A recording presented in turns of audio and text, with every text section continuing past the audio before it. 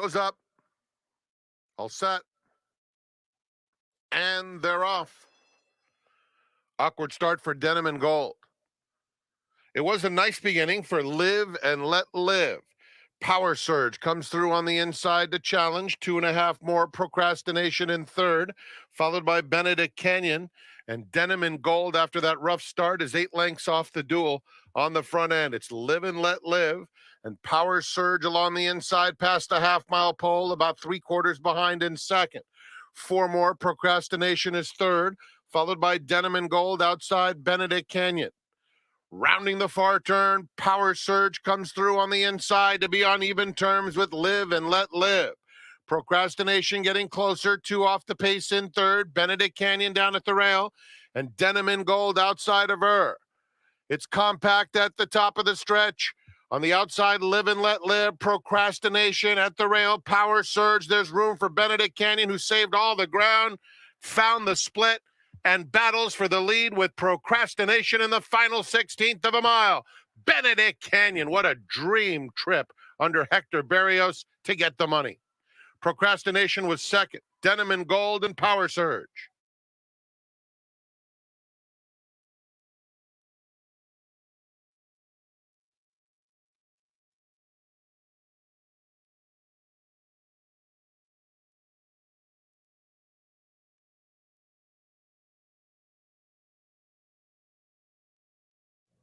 Oak Creek Gal going in. Blur's Day to the outside. And they're off. Shambhala Girl was off very tardily.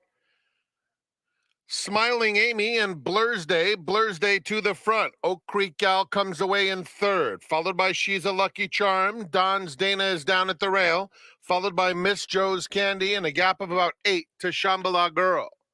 It's Blur's Day to the half-mile pole leading the way and clearing off to be in front by more than 2.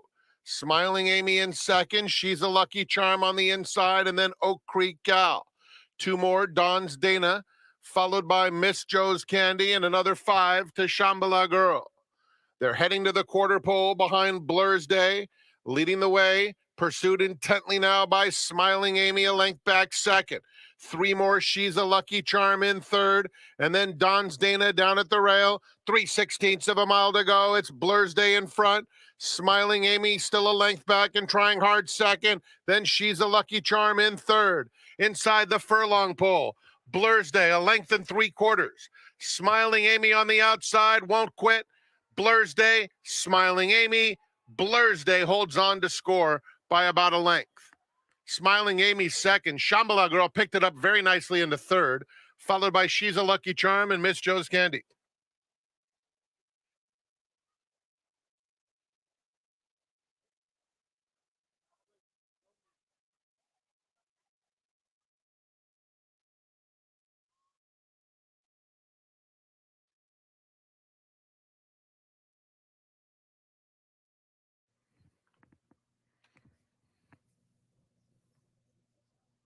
They're off.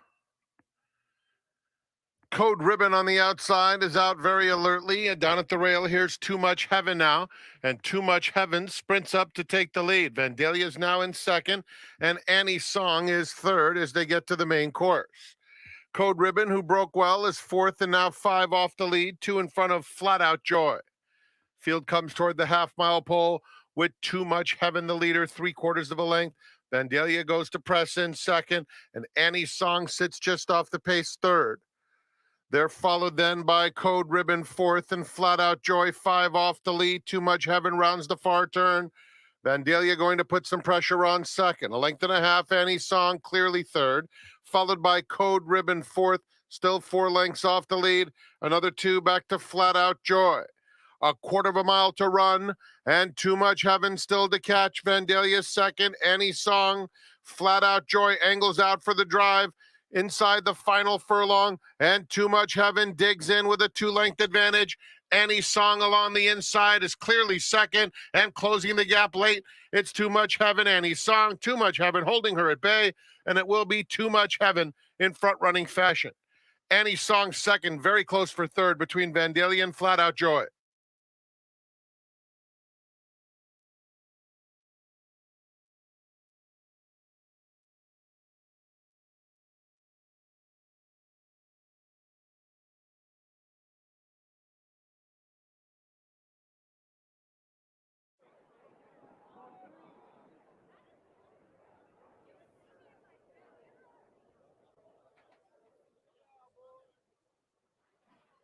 They're off. Flat On, Ultimate Gamble came out alertly. Liftoff is next, followed by 17 Black, and Pelagio at the rail is at the back of the field. Moving into the first turn, and it's Liftoff sprinting up to take the lead, hugging the rail and in front by 2. Flat On second by about 3, and then comes Ultimate Gamble, the heavy favorite, by himself in third. 17 Black is fourth, 4 lengths off the pace, and 2 more to Pelagio.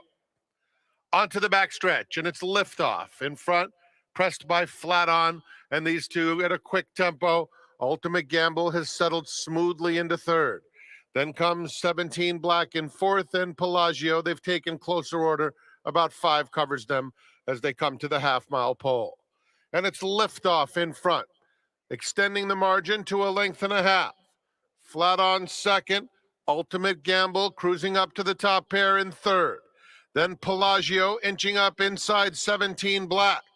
It's Liftoff, Flat On. They're joined by Ultimate Gamble, who's now just a length off the leader. Pelagio getting into the race, a threatening presence in fourth. And then comes 17 Black. Ultimate Gamble takes the lead. We'll have to hold off Pelagio on the outside. Liftoff fights on. They're at the top of the lane. Ultimate Gamble. Liftoff not done. He's fighting on. And Pelagio in the center of the track. It's Ultimate Gamble. Pelagio now second.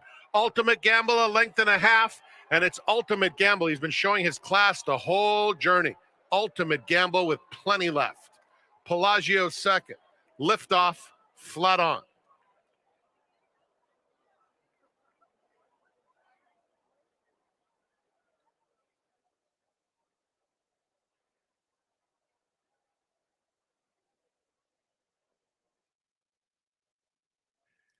As Southern California's home of huge prizes and jackpots, Yamava Resort. We need marketing to the outside. They're in the gate. And they're off. Bilber and Joe Jonick is very quick. Far outside, we need marketing. Here's 6 feet, and 'tis a good thing is flashing plenty of early gas, too. It will be 6 feet to set the pace, opening up 2 lengths. 'Tis a good thing second. Bilber and Joe Jonick third, followed by We Need Marketing. A gap of 5 to the next flight. It's Gold Express inside Ghostly Act. Another 2 back to Ship and Scam, and then a distance to both Pars and Birdies and Uncle John. They're approaching the quarter pole. 6 feet, 'tis a good thing. Bilber and Joe Jonick next. 4 lengths back, Ship and Scam trying to make a little bit of headway with the purple cap. There's an 1/8 of a mile to go, and 6 feet digging in. Bilber and Joe Jonick into second. Outside comes Ghostly Act. At the rail, 'tis a good thing. A 16th to go, and it's 6 feet. 6 feet. Another for Richard Barton, Ryan Hansen, and Ramon Vasquez. 6 feet easily. Ghostly Act was second. Third between 'tis a good thing and Ship and Scam, then Bilber and Joe Jonick.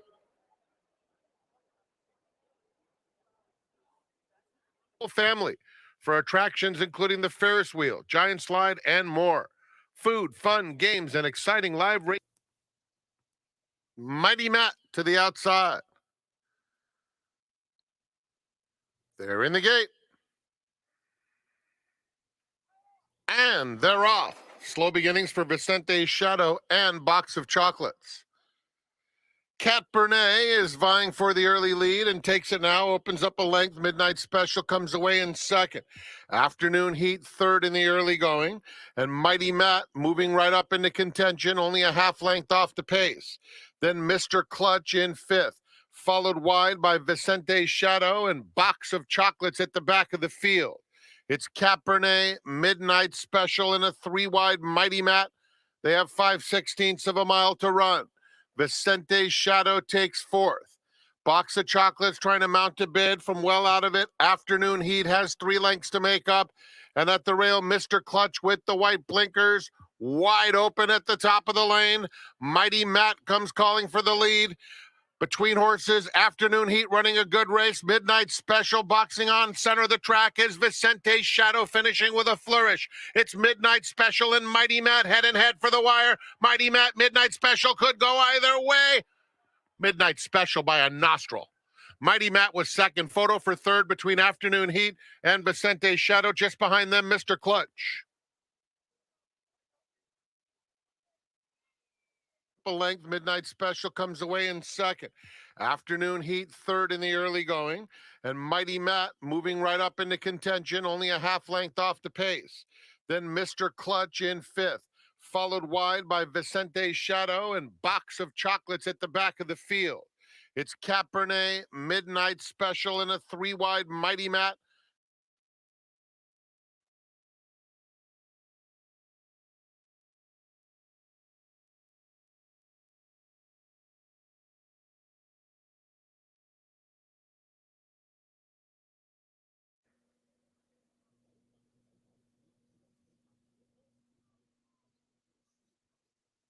They're in the gate.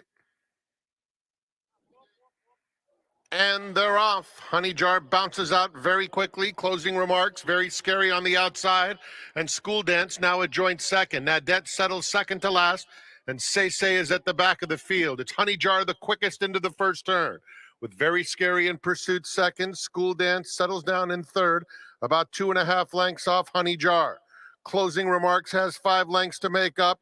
Then it's Nadette and Say at the back. They're in single file onto the back stretch behind Honey Jar, who gets loose. It's a 4-length advantage. Very Scary in School Dance, still second and third, followed by Closing Remarks in fourth, 7 lengths off the pace. Say inches up outside Nadette, both of whom have a lot of ground to make up, as Honey Jar takes them past the half-mile pole. She's been in control throughout under Kazushi Kimura and leads it by 3.5 lengths. Very Scary takes second, School Dance third. Closing Remarks, still 6 lengths off the lead. Then Nadette and Say. Honey Jar, trying to stretch that speed, leads it by 2 lengths coming to the quarter pole. Very Scary, School Dance have been second and third throughout. Closing Remarks now gets her cue.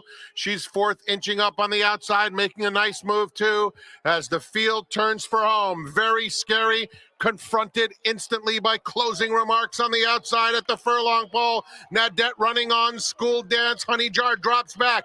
It's Closing Remarks at the 16th pole, starting to pull clear. A 2-length edge. School Dance, a huge effort on the outside. Closing Remarks under Joe Bravo to win the Royal Heroine. School Dance won the battle over Very Scary, then Honey Jar.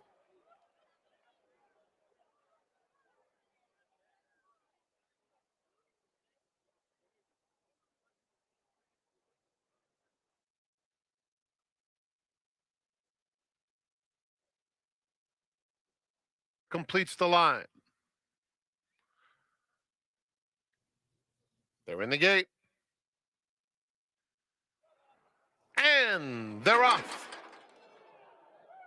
Storming Chrome is going to the front. Take Charge Curly has speed. Don't Test Your Luck on the outside. And Batukan fourth in the early going. They're followed by Tim's Tribute fifth, 6 lengths off the lead. Shady Star is on the extreme outside. Agapitos, who bobbled at the beginning, has about 5 to make up, making progress at the rail, leaving Chalcoon at the back of the field. The pace is honest onto the backstretch, where it is Storming Chrome in charge. He has it by about 2.5 or 3 lengths. Take Charge Curly second. Don't Test Your Luck running in third. Then Agapitos inside the favorite Batukan, who's 4 lengths off the lead. Shady Star follows that group. Another 3 back to the last 2, Chalcoon and Tim's Tribute. They're heading toward the 3/8 pole. And it is Storming Chrome carving out the fractions, pursued by both Don't Test Your Luck and Take Charge Curly. But Tucan still about 3.5 or so off the lead, being worked upon to make some headway, is doing so now. Has 2.5 to make up, coming to the quarter pole. Then it's a gap of 5 back to Shady Star. Now Batukan getting into high gear on the outside. Don't Test Your Luck. Batukan comes to him wide, but it doesn't matter. Batukan has a clear shot, and he's up to take the lead coming to the 8th pole. Don't Test Your Luck is in second. They're followed by Take Charge Curly at the rails, Storming Chrome and Shady Star, a 16th to go, and it's Batukan by 1.5 lengths. On the inside, Don't Test Your Luck and Take Charge Curly. Batukan gets there. Don't Test Your Luck, Take Charge Curly, then Shady Star and Storming Chrome.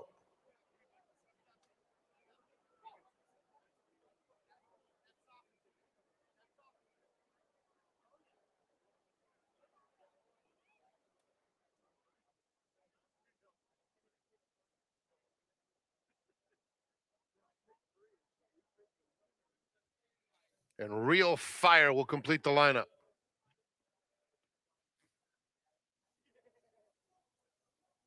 They're in the gate. They're off.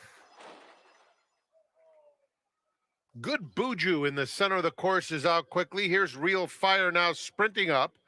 And down on the inside, Bye Bye Bugsy is in the firing line too. So it's Bye Bye Bugsy and Real Fire dueling for the lead. Good Buju is just behind them in third. Then it's We Miss Grammy between rivals taking the fourth spot, followed by an Agent Mistake who races just outside of Ghostum, and that pair 6 lengths off the lead. Glenall and Catarini are the next pair, followed by Slam Diego spanning the globe and another length and a half to Peppermint Flirt.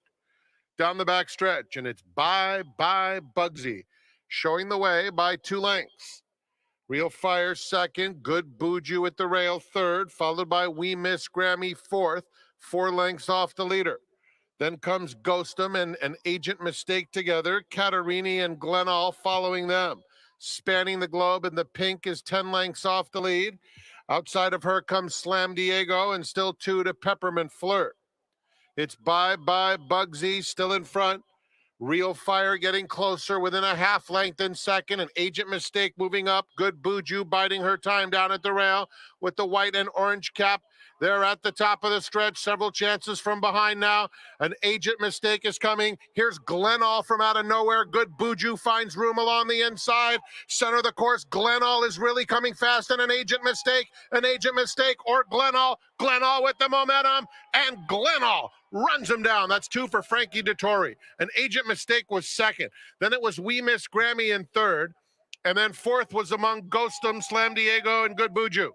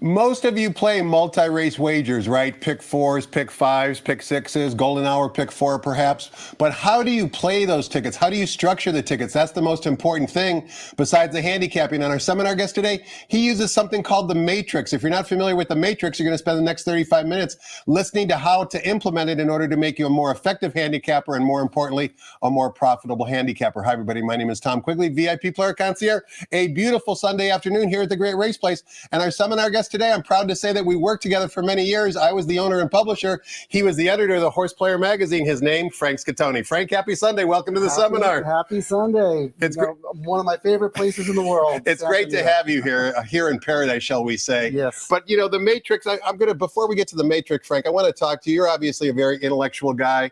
You went to a private Catholic high school on Long Island named Chaminade. That's right. You also attended Holy Cross University, which is a very prestigious university back east. And you also were a publisher on Madison Avenue, or you worked in a publishing industry on Madison Avenue in Manhattan, big New York City, the Big Apple. I worked for Simon & Schuster and Doubleday, two very big publishing firms. I've heard of both of those. But at the end of the day, despite all that education, you're a very well-educated man. Let's face it, horse racing is the biggest puzzle in the world and the greatest puzzle in the world. That's what makes it so intellectually stimulating. That's what I love about horse racing, because you could come in here thinking you're the smartest person in the room and leave feeling like a moron because you missed everything. And your wallet will reflect that as well. Exactly. So you got to put your money where your mouth is, right? You have to have your convictions and back it up. Now let's talk about how you actually got involved in horse racing, because you've told the story before, but you really didn't know a whole lot about horse racing. But you went to the track, Belmont Park specifically, to watch the Belmont Stakes with a few friends who ironically are now in the industry as well. You didn't know much about horse racing, but there was a horse named Editor's Note in the Belmont Stakes, trained by D. Wayne Lucas, I think, ridden by Renee Douglas. That's kind of how you fell in love with the sport. That's totally it. I was actually working at Simon & Schuster as an assistant editor, working in a little cubicle, and my cubicle mate, the guy who sat right across from me, so I had to look at his ugly mug every day, was Pete Fornatel. Unbelievable. Yeah. And he was sort of tangentially interested in horse racing. He had a friend who lived up in Saratoga. He knew some people, so he knew, but he wasn't super into it at the time. But he would whisper in your ear, hey, why don't you come to the track with me? That's exactly it. So he invited me out to the Belmont Stakes, and I was like, I've never known much about this horse racing thing. He goes, I'll come out, we'll drink beers, we'll have fun, we'll gamble a little bit. It's perfect. So I did. And actually on the train over there, a good friend of mine who he worked at Doubleday as a graphic designer, his brother, Tom Stansky, was super into the races. That was his thing. And I didn't know that. So we're all hanging out, having fun on the train going to Belmont, and he was the Sharpie. He's doing this. Yeah. And I go, Tom, what the heck are you doing? He goes, I'm reading the past performances. You didn't know what they were? No, I looked down and I go, tell me more. Sure. I was instantly fascinated. Sure. So he would teach me little things, talk about it on the train ride. But I got there, I didn't know what I was doing. I was just goofing off. But of course, we get to the Belmont Stakes. I look down at the program, Editor's Note. How could you not? Hunch play of the day. Hunch play of the day, 9-2. Bet everything I had in my pocket, fired away. Horse wins the race. The teller starts counting out $100 bills, and I go, this is the greatest place on earth. And you thought the easiest game in the world as well, right? Come back next week and clean up again. Those $100 bills might have cost you $1 million down the road. The most expensive lesson I've ever learned, Tom. But you know what? I got hooked. I fell in love with the intellectual side of the game. And what I like the most is that, you back up your conviction with your wallet. And if you're right, you can make money with your brain handicapping. Now, little did you know that day at Belmont Park when Editor's Note won the Belmont Stakes would lead you to moving cross country to basically in the neighborhood of Del Mar Racetrack down in North San Diego County. Talk to us about that move, because it's such a great story. We both think West is best. We're not originally from the West Coast. I'm from Chicago. You're from New York. But talk to us about how that move transpired. Yeah, I won't say anything derogatory about the East Coast because I love it. That's where my roots are. But as you said, Tom, West is best, East is least. So I would go to Saratoga every summer, and I absolutely loved it. And I loved Belmont Park. Aqueduct, it was I didn't mind Aqueduct. It was the subway ride that was torture. But anyway. Imagine that ride today. It was rough. It was very rough. But I came out for a long weekend to go to Del Mar for the very first time. I was always fascinated with West Coast racing because after the East Coast would end, watch the TV, see the San Gabriel Mountains of Santa Anita, everything or the so Pacific beautiful, Ocean, or the ocean of Del Mar. Right. And I always had a hang. I'm like, I got to make it out there. So I did. My buddy Pete actually was working on a book with the wrestler Goldberg. I don't know if you're familiar with that. Very much so. Huge wrestler at the time. And it turns out that Goldberg's brother, Steve Goldberg, was the co-author of the book. And Steve lived in Rancho Santa Fe. He owned the Pacific Coast Grill. He was very dialed into the Del Mar community and all the social part of it. So we came out for a long weekend, went to the track with Steve. Everybody knew him. We were having the best time. I think he picked you up in his convertible. He drove me to the airport in his convertible. Okay. This is where the story gets good. So after a great weekend, we're having so much fun. Best time ever. I fell in love instantly with Del Mar. Get out of the track. We're heading south on the 101 to head into Del Mar to grab a bite to eat before going to the airport. And we're stuck in a little bit of traffic. And I'm sitting in the back seat of his convertible. Pete's in the front. Steve's driving. And I got the Del Mar grandstand to the left. I got the Pacific Ocean to the right. The sun's beating down. There's a cool ocean breeze. And I just kind of talk to myself in the back seat. I go, man, I could really live out here. Or I thought maybe you would say to yourself, what the heck am I doing living in New York City? Well, this is it. Right. Yeah. So I go, man, I could live out here. And Steve Goldberg, like, didn't miss a beat. Like, this Zen philosopher, cool dude, just turns around and goes, why don't you, man? I go, he's right. Why don't I? I go, well, what would I do? And he goes, whatever you want to, man. I go, okay. So the whole plane ride home, I'm thinking, like, 3 months later, quit my job, moved out to Del Mar, became a certified West Coast citizen, I guess. And you don't regret 1 second of it. Don't regret 1 second of it at all. I mean, I go back to New York and I get right back into New York mode, and that's fine. But this is where my heart is. You know, this is who I am being out here, now, especially at Santa Anita. I was just going to say, those of us who work at Santa Anita, we never really take it for granted, but of course we get a little bit jaded. You don't come here on an everyday basis, but when you do come up here, what is it about Santa Anita, just in terms of its majesticness, that maybe takes your breath away, or that always makes a visual impact on you? Yeah, you know, even though Del Mar is my home track and that's where I do a lot of stuff and I love it there, Santa Anita is by far my favorite racetrack on the planet. I've been very fortunate to have gone to horse races overseas. You were in Europe. I was in Europe. I've been to the races in France. I've been to the races in England. Been to the races in Puerto Rico. Even went to a track in Barbados. So if there's a track and I'm on vacation, I'm going there. So I've seen a lot of racetrack. There's nothing like Santa Anita. The facility, the Art Deco design, it's historic. It's classic. The architecture is unbelievable. And to top it all off, you walk out from the grandstand and you look at the track and you have the most beautiful vista in the world. I call it God's racetrack. It's like God just like plopped it down here. It's perfect. And every time I come to Santa Anita, first thing I do is I always walk out and I look at the mountains and I just go, Santa Anita was built in 1934. It sits on 300 acres. If you've never visited us, what are you waiting for? It's just like Steve Goldberg. Turn around and wake up. Come out and see us here on the West Coast. We're going to take a quick break because we're basically depleted all our energy already. But we're going to get the early changes on today's Sunday's card from track announcer Frank Miramati. When we return, Frank Scatoni is going to tell us who he likes on today's 9-race card. Stay tuned, everybody.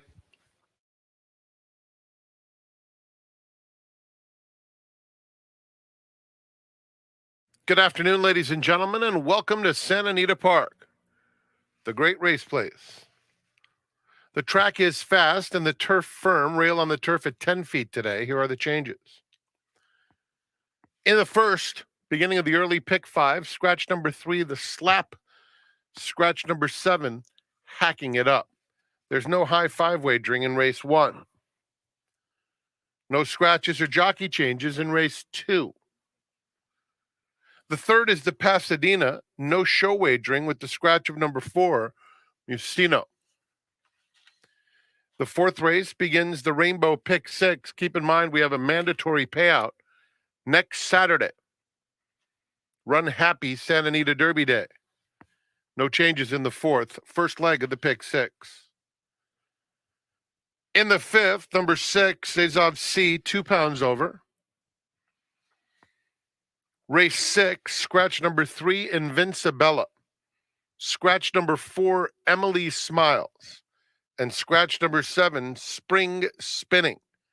Race 6, scratch 3, 4, and 7. There's no show, no super high 5 wagering, and there is a revised morning line. The 7th is the Grade 3 American Stakes. Just a blinker note. The 8th begins the golden hour, pick 4. No changes. And in the 9th, number 6, Luminiferous, 2 pounds over. Golden hour double starts with race 9. Enjoy your day in the Spring Carnival here at Santa Anita Park. Post time for the first in 59 minutes. On Saturdays and Sundays, we offer the Coast to Coast Pick 5, combining races from Santa Anita Park and Gulfstream Park with a player-friendly 15% takeout and a $1 minimum. We kick it off today in about an hour and 18 minutes with Gulfstream Park's 8th race, the Coast to Coast Pick 5, every Saturday and Sunday. Let's get back to Quigley's Corner. His special guest is Friank Scatoni.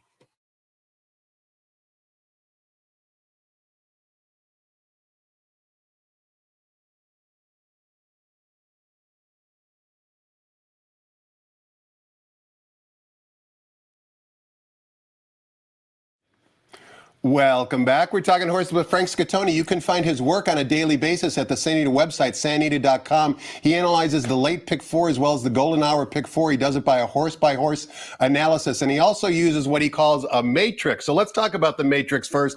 I'll kind of introduce it, and you can expand upon it. A lot of people just put in a caveman ticket and weigh each horse basically equally. But really, when you handicap a race, there's some horses that you like best, and you would consider them to be A contenders. Secondary contenders might be B or C. And based upon that analysis, race by race, you structure multiple tickets based upon the weight you're given to each horse. And you've had a lot of success. I believe it was either last Sunday or Monday when we raced, you hit a ticket on an AABA ticket for over $2,000 on a relatively small ticket. Talk to us about the benefits of using a matrix, Friank. Yes, well, like you said in your tweet, the Matrix has nothing to do with space-time continuum or science fiction or movies or anything like that. We don't want to confuse horse players. It's the mathematical matrix where it's just basically a grid with numbers that helps you visualize how you might want to structure your wager. So like you said, in my analysis for the golden hour and for the Santa Anita late pick 4, I go through every horse and I letter grade the horses accordingly.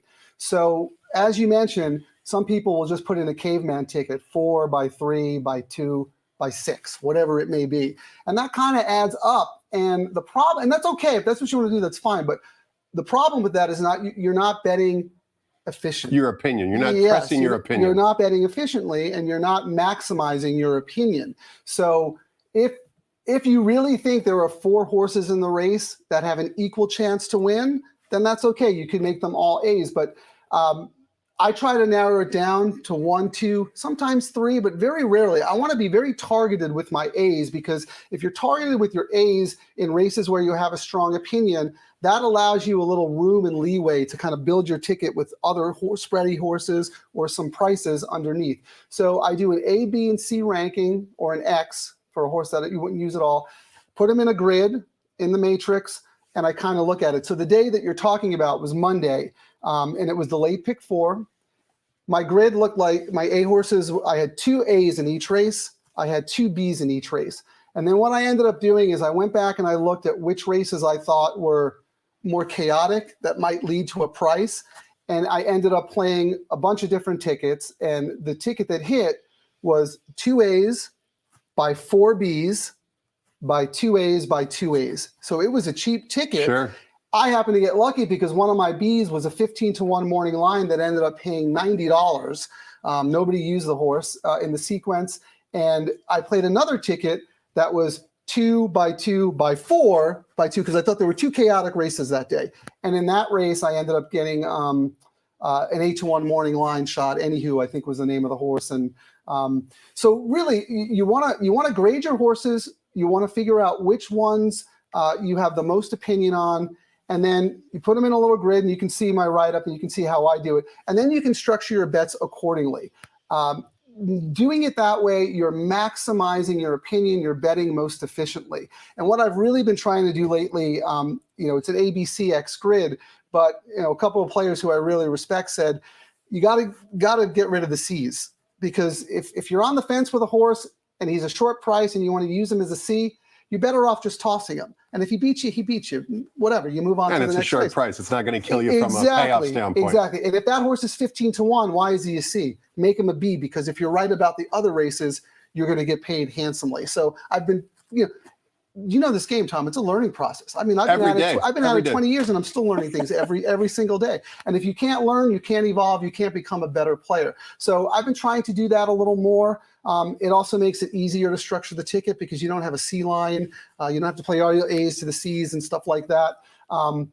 It used to be a lot easier for me because I would just put it in Ticket Maker. DRF has a program called Ticket Maker where you can just click on all the horses and they'll structure all the tickets for you. And if you have a DRF Bets account, you just press the button and it'll fire away for you.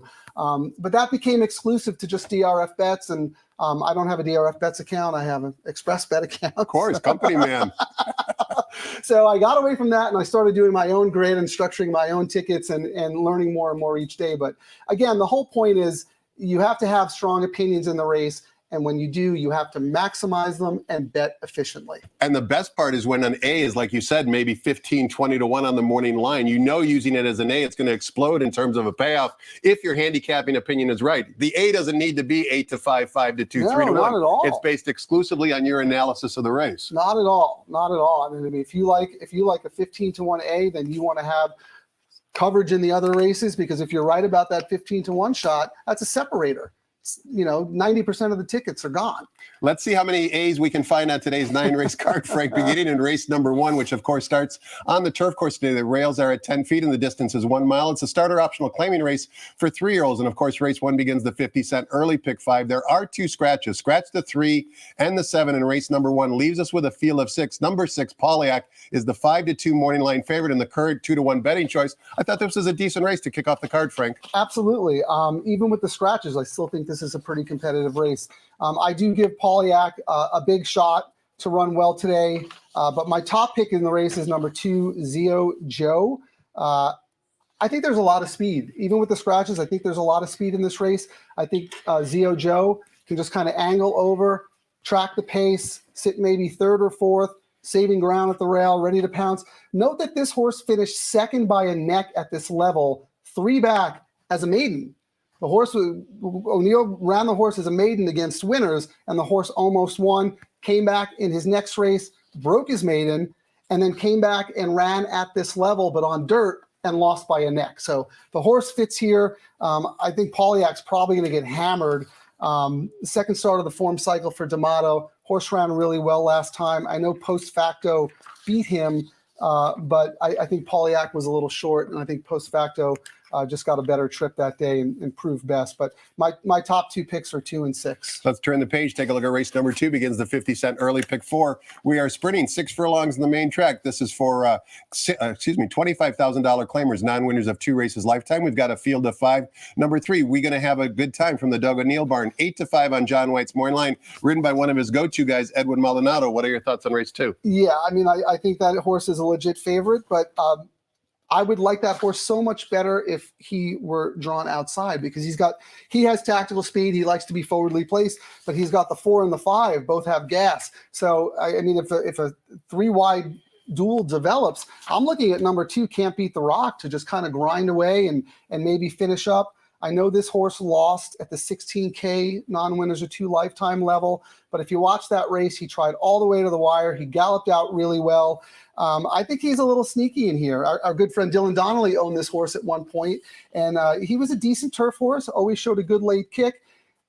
I think he's perfectly fine on dirt, and I think if the race sets up for him, I think number 2, Can't Beat the Rock, could get the job done today at a price. I think he'll be a forgotten horse, and then I do think number 3, We Gonna Have a Good Time Tonight, is definitely the one to beat. Turf to dirt for O'Neill, tactical speed, and dropping in class. But again, pace makes the race, and if there's a 3-horse duel, Can't Beat the Rock could get it done. It's interesting, Frank, to take a closer look at number 2, Can't Beat the Rock, for a couple of reasons. First of all, you can see the current connections took him immediately to Los Al and protected him in those allowance races that are going 1,000 yards, which are basically like 5.5, 6 furlongs. So they liked the purchase. They protected him 2 times. Granted, he was the beaten favorite both times. But now when they bring him back here to say Anita, the major league racetrack, they still protect him by increasing him way above the original purchase price. So there's a lot of positive intent here from the owner-trainer, Lorenzo Ruiz. We'll see if, in fact, number 2, can't beat the Rock can maybe pull off a small upset in race number 2. Race number 3 is the first of 2 stakes races on today's card. It's the Pasadena Stakes. It's for 3-year-olds traveling 1 mile on the turf course. Scratch the 4, leaves us with a field of 4.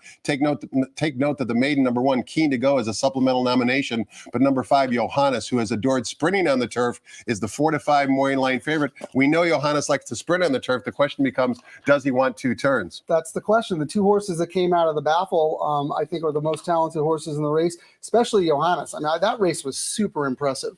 That horse had a little bit of trouble, a little bit of traffic, found a seam, split horses, and exploded. I think this horse is legit. I think this is a quality race horse.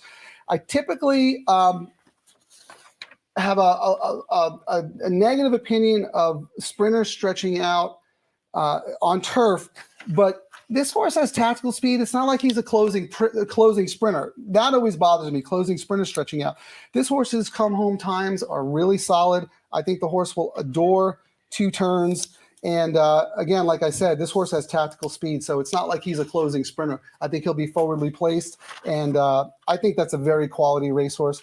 I mean, 4-5, you're not getting much. And then I also think number 2, Wizard of Westwood, who also comes out of the baffle, should run really well today. Again, another stretch out sprinter, but I have so much respect for Michael McCarthy when he stretches horses out, or if he's running a horse in a 1.25 mile or a 1.5 mile race, he can get to the bottom of a racehorse. He knows how to build stamina. And I thought the horse ran really well. He didn't run as well as Johannes, but was coming off a very long layoff, might have been short, had a little trouble. I think it's go time today. We'll see if he's good enough to turn the tables on number 5. But I went 5-2 there. Nothing very clever, Tom. Wizard of Westwood, certainly the hunch play for college basketball fans now that we're on the eve of the championship game tomorrow night. And Wizard of Westwood, of course, named in honor of Coach Wooden at UCLA. And also take note, if you have the past performances in front of you, Frank mentioned trainer Michael McCarthy. He does very well with horses returning a second race off a 180-day layoff.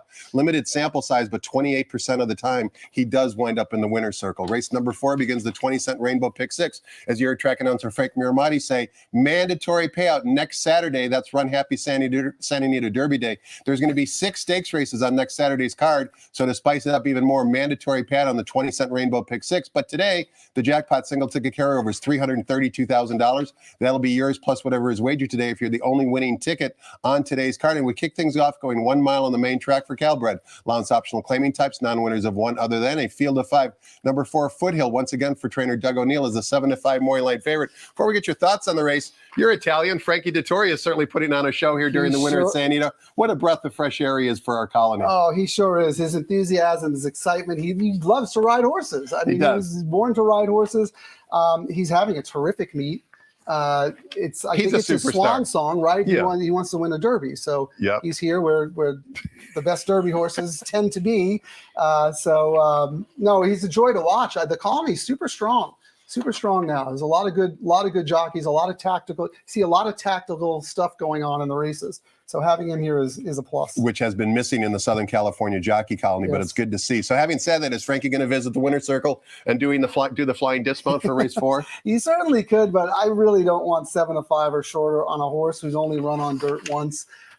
His turf races would crush this field, but it's a bit of an X factor. And I'll be perfectly honest with you, Tom, I have a very hard time in route races with only 5 horses because I have a hard time assessing what the pace of the race is. It's more of a jockey's race. Totally could be anything. Exactly. Could be dawdling. It could be fast. It's really up to the jockey's decisions. Right. So this is a total jockey race. So I'm just going to try and take a little bit of a shot in here with number 3, Holiday Arousal. I almost gave you his race 2 back to show as a replay, but it was so bad it wasn't worth watching. But it was weird because the horse was traveling perfectly in a really good spot and then just stopped. And then the jockey just wrapped up and said, hey, we'll save it for the. So clearly something went wrong. The horse was bet that day, same level, same distance. I like that Hess gave the horse a little time, maybe figured out what was wrong, came back, prepped the horse in a sprint, just ran evenly around the track, and now the horse is going 2 turns again. If Hess didn't think the horse could go 2 turns based on that previous race, he wouldn't run the horse here. This horse is a good miler, 3 for 5 at the distance. I think that's a very sneaky play in here. Number 3, Holiday Arousal is my top pick in the race. You also like number 2, Susie Q's brother, who's not going to be favored on the tote board. 1 for 15 lifetime. What do you like about Susie Q's brother? I think like is a very strong word, Tom. I think I was just trying to be against the favorite here and try and do something clever and maybe make some money. Here's the thing about Susie Q's brother. He's very unlikely to win, as you mentioned, the 1 for 15, but he's a total grinder who's getting a 7-pound weight break. So this horse is just going to tick off his fractions, and then whatever happens in front of him, if they fall back, this horse will just keep running steadily. So maybe Susie Q's brother could run 2nd or 3rd in the trifecta. But I do think Holiday Arousal is a good little sneaky play in here. And Mark Glatt, the trainer of Susie Q's brother, not afraid to use the bug boy. You can see again, if you have the racing form in front of you, they click at a 26% win percent. Let's turn the page, Frank. Take a look at race number 5. Begins the 50-cent late pick 5. This race is sprinting on the turf course. 6 furlongs on the flat turf course. Maiden claimers, $50,000 is the claiming tag. We've got a field of 8, and number 8, Chicago Soldier, is a first-time gelding, the Maury Line favorite. Number 2, Admiral Halsey, dropping out of maiden special weight events, is the 5-2 Maury Line favorite. Before we get your thoughts on the race, Frank, we want to watch a replay for number 1, Greenbow, and also in this replay, we're going to watch is number 3, Devil Moon. But we want to focus on number 1, Greenbow.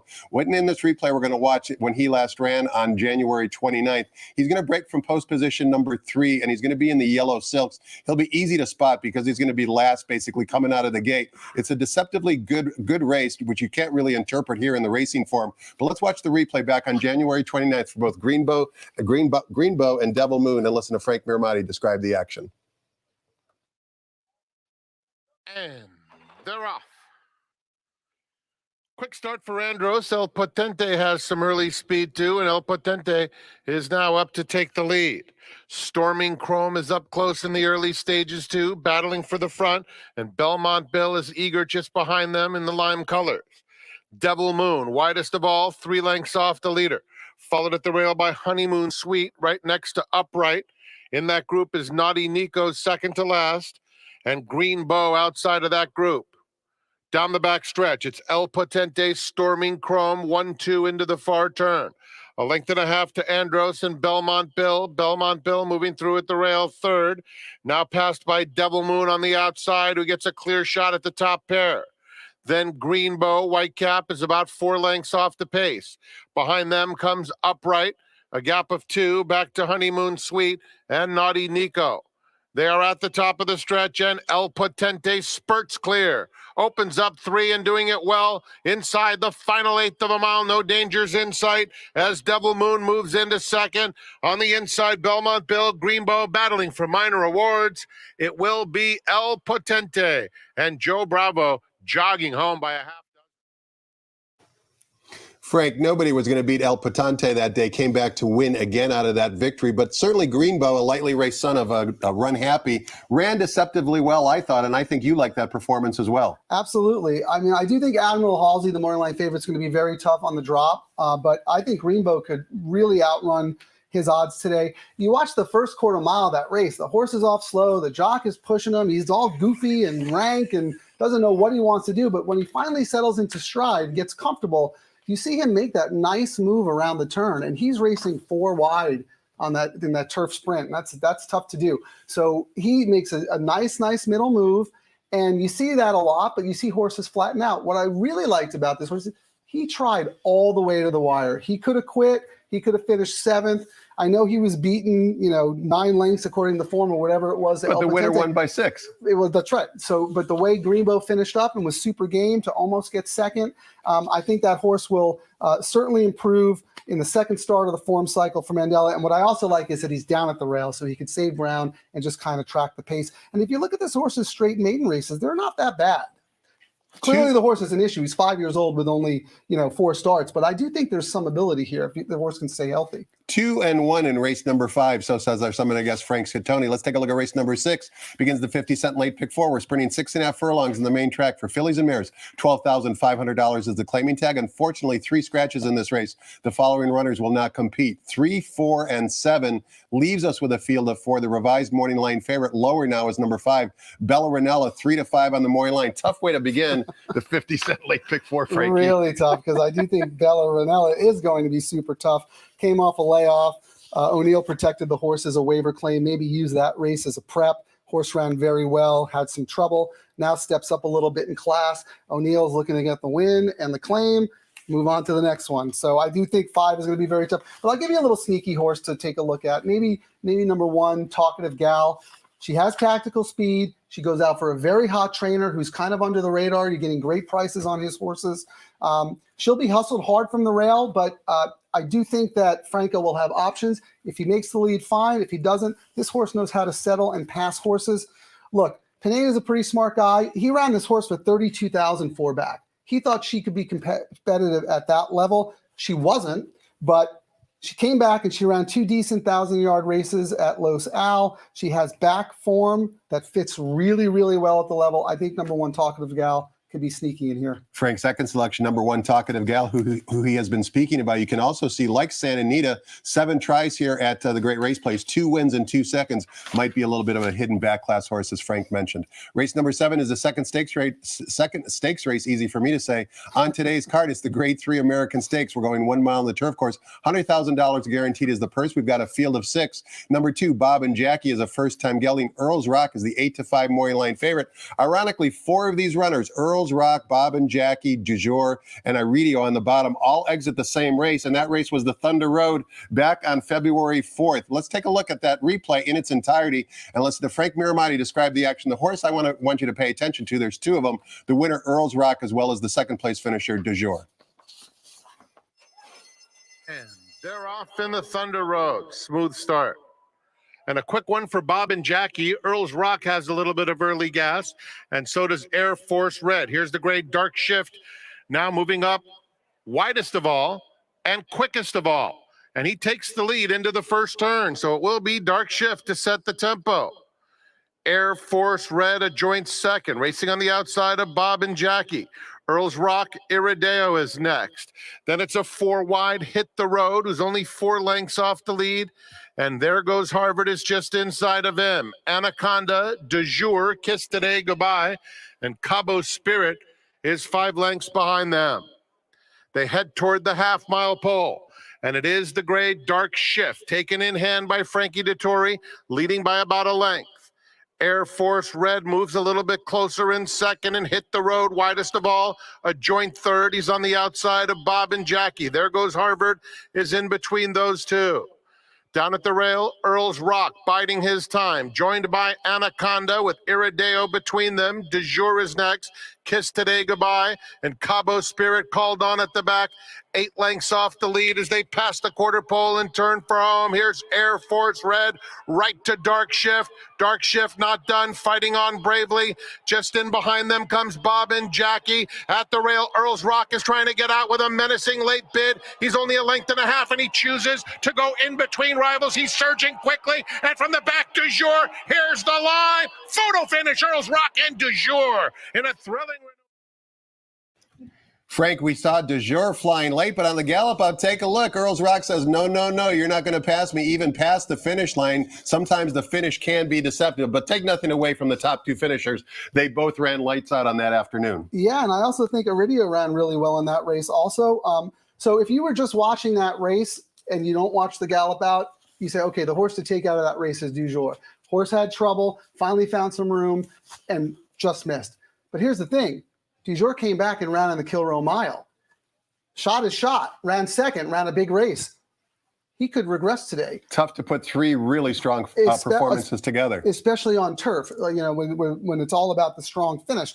So I think number 1, Earl's Rock is the one to beat. I think D'Amato, that might have even been a prep race for that horse, and the horse won anyway. This is a really, really talented horse. I expect this horse to move forward and run big today for the win. And then if you're looking to play exactas, look, if Du Jour wins or finishes second with Earl's Rock, you're not the exacta's going to pay $4, $5, whatever it is, exactly. So what's the point? So look at number 6, Iridio. He ran very good in that race, very deceptive. Showed a little more speed than usual, kind of got shuffled back, was outside, and still came on with his customary late run. I was at Del Mar when this horse won the Wicker, and I was super impressed. The only knock is that he's 0 for 6 at Santa Anita. He's more of a Del Mar horse maybe. But still, I thought he ran really well last time. So I'll go 1-6 in the American. Iridia, when he won the Wicker, kind of put jockey Hector Barrios on the map. You'll recall during Del Mar, he just showed up from South Florida, and this kind of got him started, winning at odds of 31-1. And as they say, the rest is history. Race number 8 begins the $1 Golden Hour Pick 4. You can find Frank's analysis every day at santanita.com, where he looks at every single horse in the sequence, both for Santa Anita and Golden Gate. And we kick things off here going 1 mile on the main track for fillies and mares. It's a starter allowance race for those runners who have started for a claiming price of $32,000 or less since January 1st, 2021. We've got a field of 7 here. 3 of them, ironically, are trained by Vladimir Serin, but the morning line favorite, the old hard-knocking number 5, Ole Silver, 5-2 on the morning line. Who'd you pick in your analysis, Frank? This is good. I do think number 5, Ole Silver, is the one to beat. Has speed, 7-pound weight break. You know what the instructions are. Go to the lead and improve your position. Nope, hope for the best. The only other horse that has a little bit of speed is the 2, and if the 2 goes, the 5 could sit right off the 2. So I do think this is the 5's race to lose. But again, you know, I always look for something sneaky. I'm trying to look outside the box, be a little contrarian, look for something that's really going to get you paid. What's wrong with number 3, Classical Romance at 15-1? I know there's low-profile connections, but you look at this horse's form. Horse breaks the maiden for 50, comes back, wins a starter race. Wins. This is a starter allowance, and then actually, I know it was only a 4-horse field, but she beat allowance runners. She beat non-winners and 1 allowance runners pretty convincingly, and then just tossed the rest of the form. She's running against much better horses, so she's dropping in class. She's going turf to dirt. 3rd race of the form cycle. I mean, 15-1 in a short field with a horse who has 3 wins over most of these who have a couple. It pays to listen to Friank Scatoni. Whether you watch him here on the seminar or read his analysis, you'll find runners like number 3, Classical Romance, who's 15-1 on the morning line as part of his analysis. We close out the day and we close out the week in race number 9. But keep in mind, next weekend, as I mentioned, is Run Happy Santa Anita Derby weekend. Live racing will resume here at the Great Race Place on Friday. 1 o'clock first post, but first things first, race number 9 begins the $5 Golden Hour Daily Double. Similar concept. Last race here with the last race at Golden Gate. Race 9 is 1 mile on the turf course for maiden special weight, fillies and mares. We've got an excellent field of 10, and number 7, Sariha from the Michael McCarthy barn, is the 5-2 morning line favorite. Great way to close out the day, Frank. Yeah, I love these turf races at the end of the day. It's so much fun. Always get a big full field. I can't believe I'm saying this because this horse has run 8 times and has finished second 7 times, but I call this now or never time. It's been now or never the last 6 times that she's been favored. But now she makes her first start for Mike McCarthy. No disrespect to Graham Motion. No, none at all. But, you know, he's not a West Coast guy. He's not based out here, right? I mean, I know he says Fair enough. A couple of horses. I just think she's a 4-year-old. She's facing a bunch of 3-year-olds. She's got a couple of first-time starters in here. If she doesn't win now, she might never win. So I think she's the one to beat, and I think she should beat these. But I also like number 8, Marina's Tina. I think this horse is sitting on a big race. She is a 3-year-old facing older. But as you tweeted, Tom, she comes out of a super live race, right? 6 next out winners in her stateside debut, which came in a sprint where she just, she ran okay. She had to break from the 10 hole. She was wide. She had bumped, but she still ran okay and tried to the wire. And we all know how good D'Amato is stretching out. So I think she in my mind, she poses the main threat to number 7, Sariha. 7 and 8 to close it out for a great Sunday afternoon here at the Great Race Place. Speaking of great, Frank, it's always great to work with you, whether it's here in the studio or talking on the phone about horses, and of course, all the great memories we have working on Horse Player Magazine. Thanks so much for your time and insight today. We'll do it again sometime soon and continue enjoying paradise here on the West Coast. Thanks so much, Tom. I'm so happy to be here. Thanks to all of you for watching as well. Keep in mind, one more wager for you to consider. The Coast to Coast Pick 5. Every weekend day, it's offered Saturday and Sunday, combining races from Gulfstream Park and Santa Anita. It begins today with Gulfstream Park Race 8 at 1:21 p.m. Pacific Time. That's in about 50 minutes from now. Have a great time, everybody. Enjoy and good luck.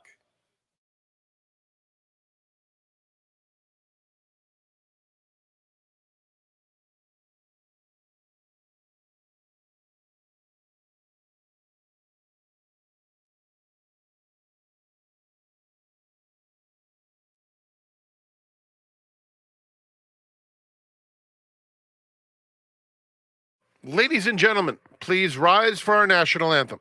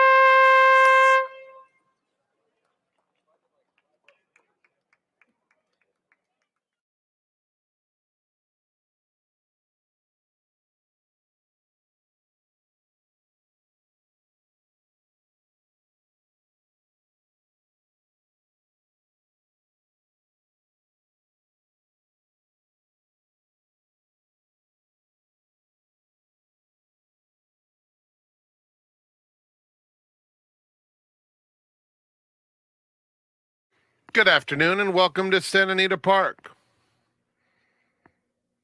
The track is fast and the turf firm, rail on the turf at 10 feet. Here are the changes. The first race starts the early pick 5, scratch number 3, the slap, and scratch number 7, hacking it up. There's no super high 5 in the first. The second race is the beginning of the early pick 4. Race 3 is the Pasadena Stakes, scratch number 4, Musino, and with